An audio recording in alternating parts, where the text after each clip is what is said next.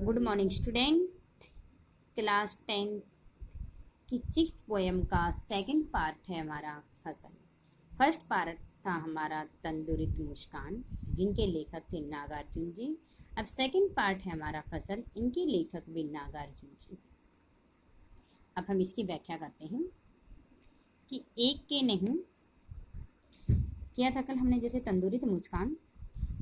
यदि आते हैं इन पंक्तियों की सप्रसंग व्याख्या कीजिए। तो सबसे पहले हमने प्रसंग, फिर व्याख्या और विशेष सारी चीजें लिखनी है। भाव सौंदर्य, शिल्प सौंदर्य, यदि काव्य सौंदर्य स्पष्ट करना आता है। 10th क्लास में हमारे बहुत बार आते हैं पोएम की, तो मैं पतंजलि की काव्य सौंदर्य, भाव सौंदर्य, शिल्प सौंदर्य क्या होते हैं। यदि आते हैं पंक्तियों का भाव सौंदर्य, तो भाव सौंदर्य में क्या होती है, व्याख्या लिखनी होती है। उसमें ना तो आपको प्रसंग लिखना है और ना ही विशेष लिखना है, सिर्फ जो पंक्तियाँ दी हुई होती हैं इन पंक्तियों की क्या करनी है, व्याख्या करनी है। यदि आता है कि इन पंक्तियों का शिल्प सौंदर्य स्पष्ट कीजिए। तो शिल्प सौंदर्य यदि आता है इन पंक्तियों का 3 नंबर में भी आता है, 4 या 2 में, तो आपने लिखना है। यदि आता है काव्य, शिल्प और भाव, तो 2-2 नंबर में दे देता है ये। तो शिल्प सौंदर्य में जैसे उन पंक्तियों में सबसे पहले आपने फर्स्ट पॉइंट में लिखना है कि मैं वर्णन किस चीज़ का किया। जैसे इन पंक्तियों में कवि ने नन्हे बच्चे की मधुर मुस्कान का सहज रूप से चिंतन किया है। फर्स्ट पॉइंट तो हमारा ये होता है। सेकंड, जैसे में तत्सम तद्भुत शब्दों का प्रयोग किया जाता है, ऐतुकांत छंद है, प्रसाद गुण है, वात्सल्य रस, अनुप्रास, अतिशयोक्ति आदि अलंकारों का प्रयोग किया गया है। यदि आता है हमारा देखते तुम इधर तुम कर की मार। सबसे पहले हमने 2 शब्द पहले 2 लास्ट में कि पता चले हमें किसका काव्य सौंदर्य कर इन पंक्तियों का। तो उसके बाद में फिर हमने यदि आता है इन पंक्तियों का काव्य सौंदर्य स्पष्ट कीजिए। तो शिल्प सौंदर्य में हमने केवल 5-6 पॉइंट ही लिखने होते हैं और काव्य सौंदर्य में से हमारे 8-9 पॉइंट बन जाते हैं और इसी में से हमारे शिल्प सौंदर्य भी बनते हैं। जो काव्य सौंदर्य होता है उसको हम क्या कहते हैं, विशेष के अंदर जो हम चीज़ें लिखते हैं। तो पहले तो काव्य सौंदर्य के अंदर भी हमने यही चीज़ें लिखनी है, वर्णन लिखना है, भाषा, अलंकार, छंद, गुण। उसमें 8.1 ये भी लिख सकते हैं, जैसे चाक्षुष बिंब, इस पंक्ति में चाक्षुष बिंब है, खड़ी बोली है, अभिधात्मक शैली का प्रयोग किया गया है। इसमें मुहावरे व लोकोक्तियों का प्रयोग भी किया गया है। जो पॉइंट हम विशेष के अंदर भी यही पॉइंट लिखते हैं 8-9 और काव्य सौंदर्य के अंदर भी, लेकिन काव्य सौंदर्य के अंदर जो पॉइंट लिखते हैं शिल्प सौंदर्य के, उसी में से हमारे हम 5 पॉइंटों का प्रयोग करते हैं। ये हमारा आता है शिल्प सौंदर्य। तो हमें पता नहीं चाहिए कि भाव के अंदर व्याख्या, शिल्प और काव्य और विशेष हमारा एक ही होते हैं। काव्य के अंदर हमारा 8-9 पॉइंट होते हैं और शिल्प सौंदर्य के अंदर हम उन्हें 8-9 में से 5 पॉइंट लिखते हैं। अगला जैसे हमारा अब एक के नहीं, 2 के नहीं, ढेर सारी नदियों के पानी का जादू है। एक के नहीं, 2 के नहीं। सबसे पहले हम इसका प्रसंग लिखेंगे। ठीक है, प्रसंग में हम क्या लिखेंगे, प्रस्तुत पद्यांश हमारी हिंदी की पाठ्य पुस्तक क्षितिज भाग 2 में संकलित फसल नामक कविता से ली गई है। इनमें इनके कवि नागार्जुन जी हैं। इन्होंने इन पंक्तियों में नागार्जुन जी ने क्या किया है, फसल की अनेक भी नदियों, खेतों, मिट्टी आदि किसानों कि इसी में क्या कहा कि फसल की जो किसान लोग होते हैं वे अपनी फसल को उत्पन्न करने के लिए मनुष्य और प्रकृति मिलकर आपस में किस प्रकार से एक दूसरे का सहयोग करती है उसके बारे में बताते हुए कहते हैं, ना तो अकेले हमारा मनुष्य कोई कार्य कर सकता, ना केवल प्रकृति, दोनों जब मिलते हैं तभी हमारी जो फसल होती है अच्छी होती है। प्रकृति दोनों का आपस में सहयोग होना आवश्यक होता है। इसमें इसके कवि नागार्जुन जी क्या कहते हैं, एक नहीं, 2 नहीं, कि हमें अपनी फसल को उत्पन्न करने के लिए 1 या 2 नहीं बल्कि ढेर सारी नदियों के पानी की आवश्यकता है। क्या कहा है इसमें इसके कवि ने कि फसल को उत्पन्न करने के लिए 1 नहीं, 2 नहीं बल्कि ढेर सारी नदियों के पानी का, क्योंकि इन सभी के पानी से की सिंचाई से ही हमारी जो फसल होती है वो अच्छी हो सकती है। 1 नहीं, 2 नहीं, ढेर सारी लाखों करोड़ों हाथों के स्पर्श की गरिमा है। कि इसे उगाने के लिए एक व्यक्ति के नहीं, कि हमें फसल उगाने के लिए एक व्यक्ति की नहीं, दो की नहीं, बल्कि लाखों करोड़ों हाथों के स्पर्श की गरिमा इसमें छिपी हुई है। कोई एक अकेला व्यक्ति हमारी खेती नहीं कर सकता, उसमें कई सारे व्यक्ति लगते हैं, उसमें कोई पानी देता है, कोई उसको बोता है, बीज वगैरह डालता है उसके अंदर, कोई कुछ करता है। वह कहते हैं कि हमारी जो फसल को उत्पन्न करने के लिए एक नहीं, दो नहीं, बल्कि लाखों करोड़ों हाथों के स्पर्श की महिमा है। कि लाखों करोड़ों जो इंसान होते हैं वो उनके परिश्रम का परिणाम में है, तभी हमारी जो खेती होती है वो उपजाऊ बन सकती है। एक के नहीं, दो के नहीं, हजारों खेतों की मिट्टी का गुणधर्म है। इसमें कवि ने कहा है कि हमें अपनी फसल अच्छी करने के लिए, बनाने के लिए एक दो खेतों की मिट्टी नहीं पड़ी, बल्कि उसमें हजारों खेतों की मिट्टी की आवश्यकता है, की विशेषता उसमें अंदर छिपी हुई है। क्योंकि देखो बाड़ी वगैरह जब हम बोते हैं उसमें कैसे मिट्टी, कहते बालू रेत वगैरह जो होता है उसमें ज़्यादा होती है, काली जो मिट्टी होती है उसके अंदर ज़्यादा अच्छी होती है। ठीक है, धान वगैरह लगाते हैं उसमें काफ़ी पानी हमारे उसके अंदर भरा रहता है, जो काई वगैरह आदि लग जाते हैं उसके अंदर भी काली मिट्टी वगैरह आदि की आवश्यकता है। कि वे कहते हैं कि हर फसल को ये, तो हमें अपनी फसल को उपजाऊ बनाने के लिए इसमें हर प्रकार की जो मिट्टी इसके अंदर छिपी हुई है, इस मिट्टी का गुणधर्म इसके अंदर क्या है, छिपा हुआ है, गुणधर्म है। फसल क्या है और तो कुछ नहीं है, वह नदियों के पानी का जादू है, वह हाथों के स्पर्श की महिमा है। फिर इसमें क्या कि फसल क्या है, यह तो नदियों के द्वारा लाए गए पानी का जादू है। फसल क्या है, यह तो नदियों के द्वारा लाए गए पानी का जादू है।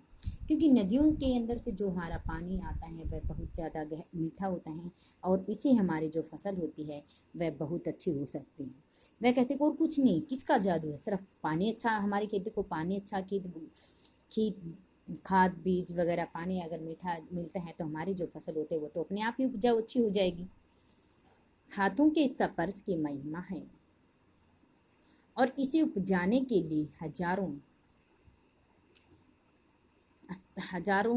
हाथों के स्पर्श की महिमा है। क्योंकि महिमा है इसलिए लाखों हाथों के स्पर्श का परिश्रम इस हमारी खेती के अंदर छिपा हुआ होता है। क्योंकि एक अकेला व्यक्ति तो कोई पानी देता है, कोई उसमें बीज वगैरह डालता है, कोई उसको कटाई करता है उसकी, तो वह हर प्रकार की यानी कि हजारों हाथों के स्पर्श की महिमा भी है हमारी खेती को उत्पन्न करने के लिए। भूरी काली संदीली मिट्टी का गुणधर्म है इसमें। भूरी काली संदीली मिट्टी की जो विशेषताएं होती हैं वो हमारी इस फसल के अंदर विद्यमान है। मिट्टी उपजाऊपन करने के लिए हर प्रकार की मिट्टी की आवश्यकता हमें होती है। रूपांतरण है सूरज की किरणों का, कि सूर्य की किरणों का फसल के रूप में परिवर्तन है। लगातार सूर्य की किरणों का सिमटा हुआ संकोच है हवा की थिरकन का। जब सूर्य की किरणों का प्रभाव हमारी फसलों पर महत्वपूर्ण उपजाऊ बनाता है, जब सूर्य की किरणें हमारी फसल पर पड़ती हैं तो उस समय क्या होते हैं, उन्हें भी महत्वपूर्ण उत्पादन मिलता है, हरी भरी हो जाती हैं वो भी, एक नयापन सा बदलाव उनके अंदर परिवर्तन जो होता है वो परिवर्तन आ जाता है। सिमटा हुआ संकोच है हवा की थिरकन का। हवा ने इसे थिरकने के लिए और इधर उधर डोलने का गुण भी प्रदान किया है। यानी कि जब हवा चल रही होती है तो उस समय हमारी जो फसल होती है वह इधर उधर डोलती रहती, लहराती रहती है। तो हवा ने भी इसे थिरकने और इधर उधर डोलने का गुणधर्म प्रदान किया गया है। तो भाव क्या है इसमें, कि फसल प्रकृति और मनुष्य के सामूहिक प्रयत्नों का परिणाम मानी गई है। इसके बाद में आपने इसका विशेष लिखना है। विशेष में क्या लिखोगे, कवि ने फसलों के उत्पन्न होने का आधार और परिश्रम केवल मनुष्य का ही नहीं माना, बल्कि प्रकृति के मिले जुले का गुणधर्म का संयोग माना है। सेकंड खड़ी बोली है। थर्ड अभिधात्मक शैली है। फोर्थ ऐतुकांत छंद है। फिर प्रसाद और शांत, प्रसाद गुण है, शांत इसमें रस है। और फिर यानी कि पुनरुक्ति अनुप्रास आदि जो अलंकार होते हैं उन अलंकारों का प्रयोग किया गया है। ये हमारी व्याख्या होगी। अभी बताया गया था जो विशेष के अंदर जो पॉइंट बताते हैं, अगर आता है इन पंक्तियों का काव्य सौंदर्य स्पष्ट कीजिए। तो विशेष के अंदर हमने जो पॉइंट बताए कि इन पंक्तियों, वही 7-8 पॉइंट हमारे काव्य में लिखने चाहिए। और शिल्प अगर आता है तो इसी में से हमारे 5 पॉइंट किन पंक्तियों में फसलों के बारे में बताया गया है कि मनुष्य और प्रकृति का किस प्रकार से मिला जुला संयोग होता है। तत्सम तद्भव शब्द हैं, खड़ी बोली है, पौंडव्य अनुप्रास आदि अलंकार, यानी कि जो 4-5 पॉइंट जो बताए गए हैं वो ही करना है। नदियों का पानी फसल के लिए क्या करता है? बताना कि नदियों का पानी फसल के लिए क्या करता है? एक जादू का काम करता है। वह क्या करता है? नदियों का मीठा जो पानी होता है हमारी फसल को बढ़ाता है, उपजाऊ बनाता है। फसल किनकी स्पर्श की गरिमा है? फसल तो हमारी लाखों करोड़ों हाथों के स्पर्श की महिमा है, क्योंकि एक अकेला व्यक्ति हमारी फसल को उत्पन्न नहीं कर सकता है। किसकी मिट्टी का गुणधर्म फसल में विद्यमान है? हजारों खेतों की मिट्टी का जो गुणधर्म होता है वह हमारी फसल में विद्यमान है। मिट्टी की किन विशेषताओं को कवि ने प्रकट किया है? कौन सी विशेषताओं को प्रकट किया गया था? काले मिट्टी की काले भूले चंदन जैसे रंग की जो विशेषताएं होती हैं उनके बारे में बताया कि हमारी जो मिट्टी काली, हरी, भूरी, संदीली आदि मिट्टी की आवश्यकता इसमें बताई गई थी। मिट्टी के लिए संदीली शब्द का प्रयोग क्यों किया गया है? संदीली का अर्थ क्या होता है? चंदन। चंदन जैसे रंग की विशेषताओं के बारे में, मिट्टी में सदा सुगंध होती है। कवि ने और इस मिट्टी की विशेषता को प्रकट करने के लिए संदीली मिट्टी का प्रयोग किया, जो चंदन जैसी सुगंधित मिट्टी होती है, उपजाऊ बनाते, खुशबू प्रदान करती है। हवा फसल को क्या सिखाती है? थिरकना, इधर उधर क्या सिखाती है? डोलना। जब हवा चल रही होती है हमारी जो फसल होती है क्या होती है? इधर उधर डोलने लग जाती है, हिल रही है। फसल किसका रूपांतरण है? बताया था सूरज की किरणों का। सूरज की किरणें जब हमारी फसल पर पड़ती हैं तो उसमें एक नई तरह का परिवर्तन आ जाता है। कविता के शिल्प सौंदर्य को स्पष्ट कीजिए। अभी बताया था शिल्प सौंदर्य के अंदर किन पंक्तियों का वर्णन है? भाषा साहित्य सरल है, ऐतमान छंद है, प्रसाद गुण है। अरे किस से बोली का प्रयोग किया गया है? इसमें बोली कौन सी थी? खड़ी बोली है। शब्द कौन से थे? तत्सम तद्भव शब्द हैं। अभिधात्मक शैली है, शक्ति है इसमें। किस शैली की नाटकीयता है? इसमें नाटकीयता कौन सी है? प्रसन्न शैली की थी। काव्य गुण का था कौन कौन सा इसके अंदर? काव्य गुण था प्रसाद गुण। भाषा कौन सी थी इसके अंदर? शांत रस है, संतोष शब्द। फर्स्ट प्रश्न है हमारा, जैसे कवि के अनुसार फसल क्या है? कवि के अनुसार फसल क्या है? मनुष्य के परिश्रम, लगन, शारीरिक परिश्रम के साथ साथ मानव और प्रकृति का आपस में जो संयोग है उसका परिणाम है। जब मनुष्य और प्रकृति मिलकर कार्य करते हैं तो हमारी जो फसल होती है बहुत अच्छी हो जाती है। जैसे कविता में फसल उपजाने के लिए आवश्यक तत्वों की बात कही गई है, वे आवश्यक तत्व कौन कौन से हैं? कि हमें अपनी फसल को उपजाऊ बनाने के लिए, अच्छी बनाने के लिए बहुत सारी नदियों के पानी के जादू की आवश्यकता होती है, लाखों करोड़ों हाथों के स्पर्श की महिमा है, मिट्टी का गुणधर्म है, सूरज की किरणों का रूपांतरण है, हवा के थिरकन का है, आदि चीजें हैं। फसल को हाथों से स्पर्श की गरिमा और महिमा कहकर क्या व्यक्त करना चाहता है? कवि ने लाखों करोड़ों लोगों के द्वारा जाने वाले परिश्रम, उनकी निष्ठा, लगन आदि की स्पर्श की महिमा के बारे में बताया कि एक व्यक्ति काम नहीं, न जाने कितने व्यक्ति दिन रात मिलकर के मेहनत करते हैं, कमाते हैं। रूपांतरण है सूरज की किरणों का, सिमटा हुआ संकोच है हवा के थिरकन का। कवि का भाव कि फसल केवल मनुष्य के परिश्रम का ही परिणाम नहीं है, सूरज की किरणों का रूपांतरण भी है। उसमें बताया था किस प्रकार से ऊर्जा, सूरज की किरणें जब हमारी फसल पर पड़ती हैं तो किस प्रकार से ऊर्जा प्रदान करते हैं और अपना ऊर्जा और प्रकृति से अपना ऊर्जा घर प्राप्त करते हैं। हवा उन्हें केवल थिरकना ही प्रदान कराती है, बीज बनाता है, दांतों के रूप में फसल प्राप्त होती है। कवि ने एक के नहीं, दो के नहीं शब्दों का प्रयोग बार बार क्यों किया है? कवि ने बार बार एक के नहीं, दो के नहीं शब्दों का प्रयोग यह संदेश दिया है कि फसल किसी एक नदी के नहीं, खेत के नहीं, मिट्टी के गुणधर्म के नहीं, सभी का संयोग का परिणाम माना जाता है। कि हम हजारों हजारों खेतों के मिट्टी के गुणधर्म से कवि का क्या आशय है? कि फसल खेतों में मिट्टी में ही उगती है। तरह तरह की जो फसल होती है, तरह तरह की अलग अलग जो मिट्टी होती है, उस मिट्टी में उत्पन्न अच्छी होती है। हर तरह की फसल एक ही खेती में नहीं उगाई जा सकती, क्योंकि जो हमारी मिट्टी होती है वह किसी नहीं उगाई जा सकती, क्योंकि धान वगैरह के अंदर तो हमारे क्या होते हैं, हमेशा पानी होता है, बाड़ी वगैरह होते हैं, काली मिट्टी वगैरह आदि चीज़ें होती हैं, अच्छी उत्पन्न होती हैं। चने वगैरह होते बालू रेत वगैरह में ज़्यादा अच्छे होते हैं। तरह तरह की मिट्टी का होता है, क्योंकि मिट्टी के खनिज तत्व अलग अलग होते हैं। मिट्टी का यह खेत की उपजाऊ शक्ति भी एक सी नहीं होती है। वह उर्वरता शक्ति के अनुसार ही बीज बोए जाते हैं और तरह तरह की फसलें उगाई जाती हैं। फसल कविता द्वारा कवि हमें क्या संदेश देना चाहता है? कि कवि का मानना है कि फसल मानव प्रकृति का सहयोग मिलने पर ही लहलाती है। प्रकृति में अनेक तत्व का सहयोग होता है, किसान को प्राप्त होता है, तो किसान की परिश्रम का संयुक्त प्रयास ही हमारे क्या है, फसल है। प्रकृति के कौन कौन से तत्व फसल के लिए अपना अपना योगदान देते हैं?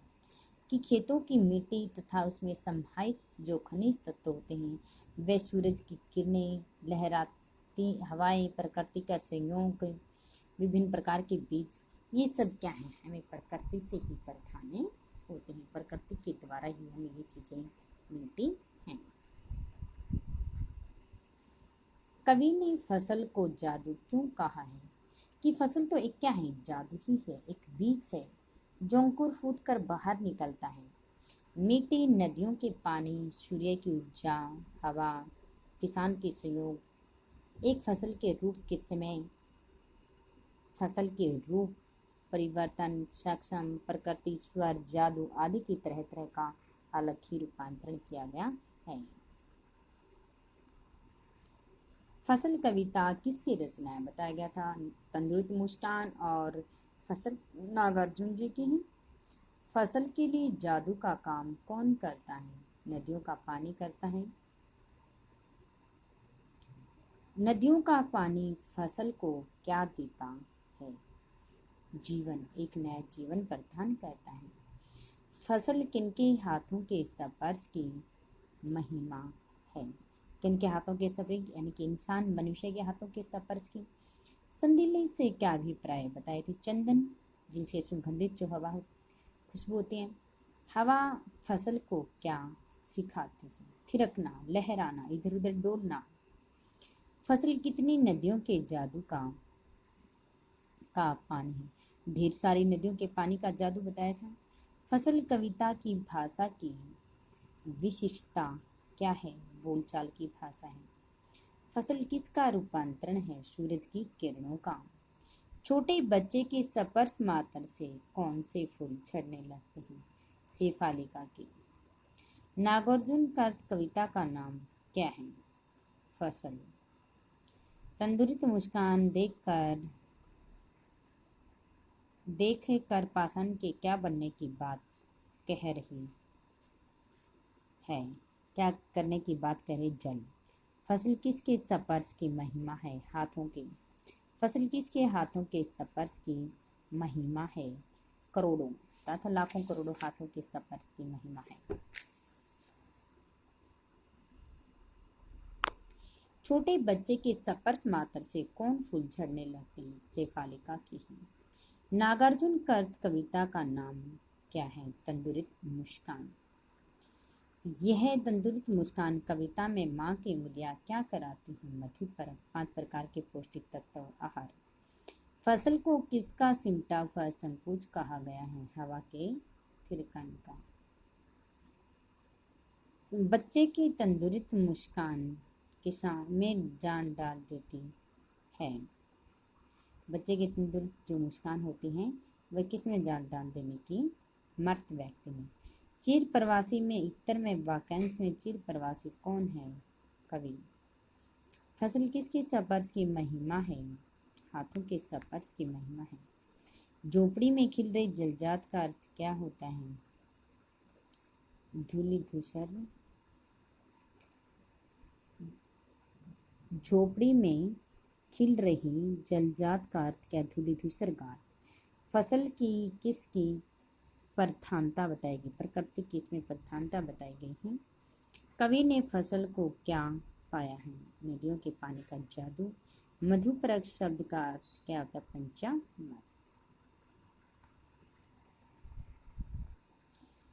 तो इसकी फर्स्ट पार्ट हमारा तंदुरुस्त मुस्कान, सेकंड पार्ट हमारा जो फसल है, तंदुरुस्त मुस्कान और फसल, इनकी व्याख्याओं के प्रश्न, जीवन परिचय, और ये हमारे जो क्वेश्चन आंसर है, ये सभी क्वेश्चन आंसर, ये सभी क्या होने चाहिए हमारे राइट प्लस लर्न।